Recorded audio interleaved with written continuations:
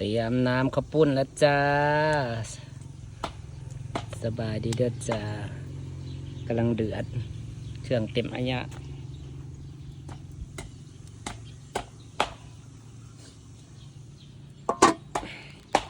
อร่อยกำลังจะลงมือเอาลงเลยบ่คนละใส่ลูกปลาปลาหล่นมาเนาะมีก้อนเลือดมีลูกชิ้นน้ำจะว่าได้หมอนี่นะมันจะไปเอาหม้อน้ำปลาแต่หม้อชั้นนี้2 อันเห็ดมันก็ต้องเห็ดหมอใหญ่บัดเดียวแต่ว่าเรือ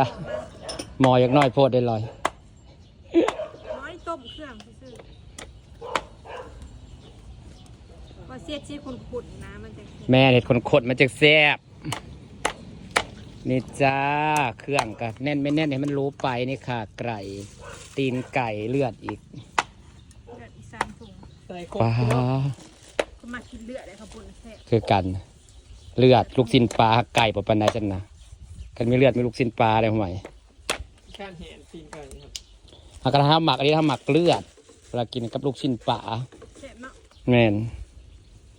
หักขัดไก่นะปะปันไดปะเกินหักกระเทียมหมักกับหมักน้ำยาแบบนี้แหละน้ำยาปลาแบบบ้านเฮาน่ะน้ำปะปันไดได้บ่ค่อยหมักปันไดก็ขิงใส่ปะยังว่าได้ใส่ได้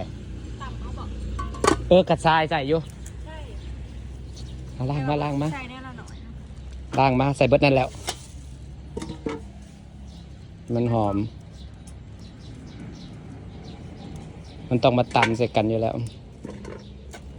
เขาหมักใส่ขี้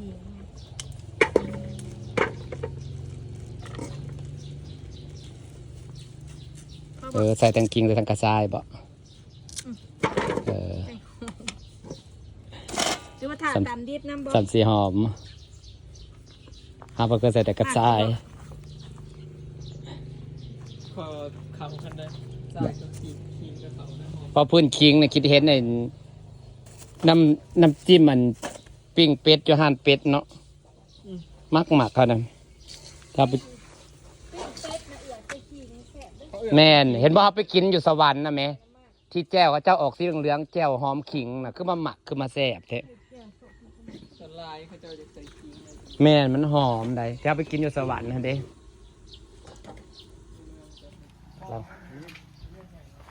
เสร็จมามางเฮือนปวกมันกินหักเตงมีความรู้สึกว่าเอาเพดานออกเลยโล่งมึงว่าคือกูป่ะกูย่างกับไปคือว่าเคลื่อนขึ้นโลกมันจะอยู่กว่าเก่ากูว่าเอาเพดานออกเพราะนั้นเพดานมันต่ำเนาะกันเพดานสูงมันก็สิเป็นโล่งนี่จ้าหม้อเดือดแล้วจ้าหม้อเดือดแล้วจ้าพี่น้องจ้าเดือดแล้วเดี๋ยวก็ได้สีได้ตามเลยจ้าใส่ใบอันนี้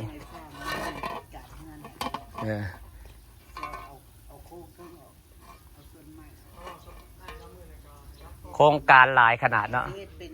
ม้าแงนบัดนี้ช่วงม้าแงนนะคะ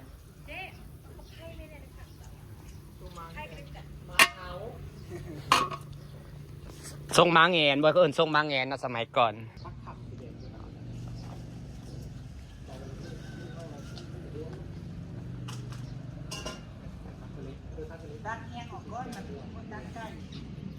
ตักเครื่องไว้แล้วออกมาตำเฮ้ยตักเครื่องมันออกมาตำเนี่ยเฮ้ย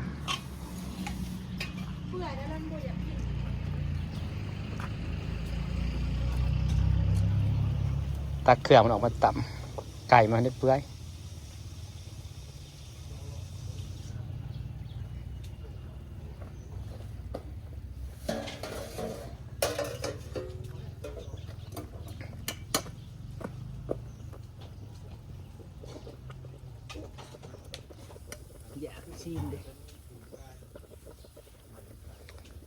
หอมเครื่องมันแล้วจ้าเดี๋ยวก็อร่อย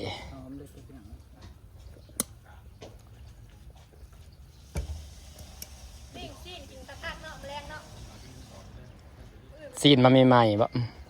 บื้นนะแทบบริยากยังแทมเบิ่งเนี่ยมันอยากแต่มื้อนี้แหละแมน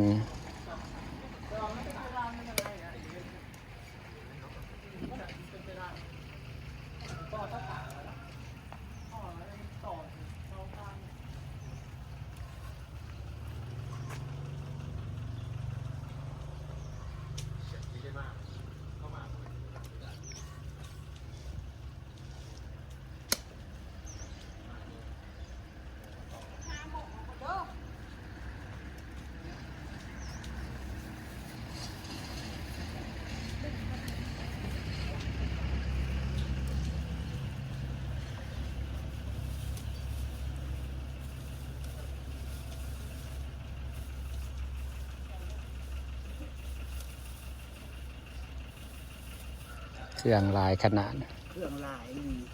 อันนี้มันจะหอมเฮ้ยสันจะหอมคัก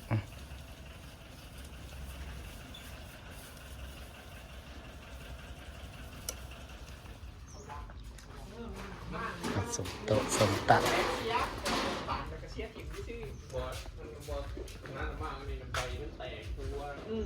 แล้วพระเจ้ามากหมูเป็นพระเจ้าทะเลไหมพระเจ้าเป็นเนี่ย ผู้คอยกันยิบหลายคนเปิดดูได้ปล่อยตัดนั่นเอาหมากของเก่า แล้วนี่มากหมูเป็น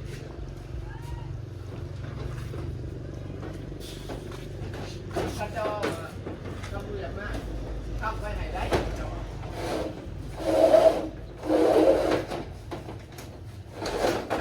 เนี่ยตลอดง่ายมาก ปล่อยเป็นเอา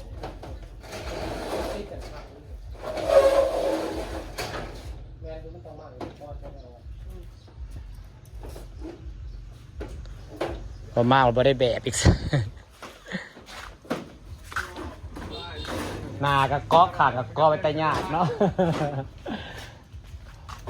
หนากับข้าขางกับข้าไปแต่ยากว่ะ สามีเพื่อนล้างใหม่ อันนี้กับข้าอันนี้กับข้าต้องเอาทรงนี่ไว้อีกดิ ต้องหมางบัวเทือน แมนมันเป็นร่างไม้เลย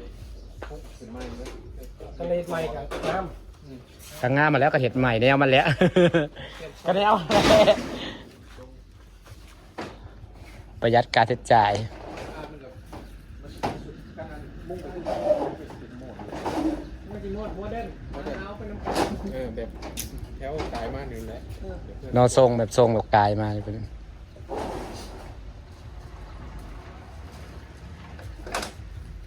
ันนั้นเราเปลี่ยนโหมดเป็นน้ำกันอีกแล้วนี่แต่ก่อเสาขึ้นดูจะบอกต่อเสาขึ้นต่อแล้วนี่คือมันนี่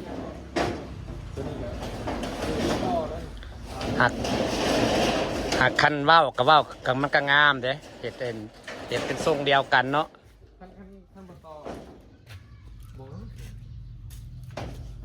แล้วต่อ เป็นเศษเถื่อนไปเนาะสิมาว่าปวกกินเบิดแล้วขายดอกไส้ไม้เก่า ตอนนี้ก็มาส่งโต๊ะเรียบร้อยจ้า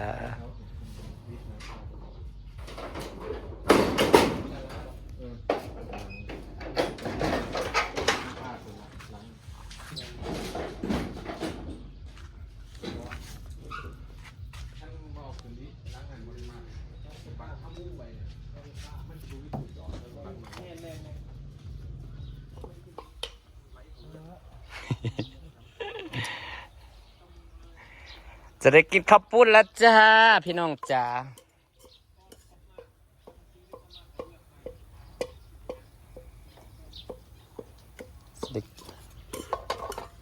ตอนนี้กำลังต่ำตอนนั้นกำลังคุยเรื่องเห็ดเทือนมีแต่โครงการนะคะเฉพาะค่าสร้าง50,000ติก็ถือว่าบ่แพงได้50,000เฉพาะค่าเห็ดทั้งมากบอกมากเท่าไรซะแบบวันสร้างหนึ่งมากและสร้างหนึ่งไม่เห็ดเทือนสิบอกอ๋อ อันพวกมาเฮ็ด อันนี้พวกมาเห็ดเฉพาะค่าสร้างเนาะเขาใส่เครื่องเก่าของเฮา50,000แพงบ่พี่น้องบ่เห็ดก็บ่ได้ปวกกินเบิดแหละพี่น้องเอ้ยเมื่อกี้จนได้ลื้อฝ้าลงมานั่นนี่แหละอันเฮาตีฝ้าโค้งไม้นี่ปวกหมักเท่าใดใส่เห็นโรงเรียนบ้านจนจะไปแก้ให้ปีก่อนนะปวกมากหมักเห็ดตีฝ้าโค้งใหม่นะบ่แหลกก็แบบบ่แหลกแล้วมันจะแซ่บแหลกร้ายกับบดแซ่บสิฝ่าบรรยากาศไว้สั้นนี่เด้อจ้าพี่เราจ้าบ๊ายบายจ้าเอาแหลกเนี่ยบ่แหลกแน่แหละจะแซ่บ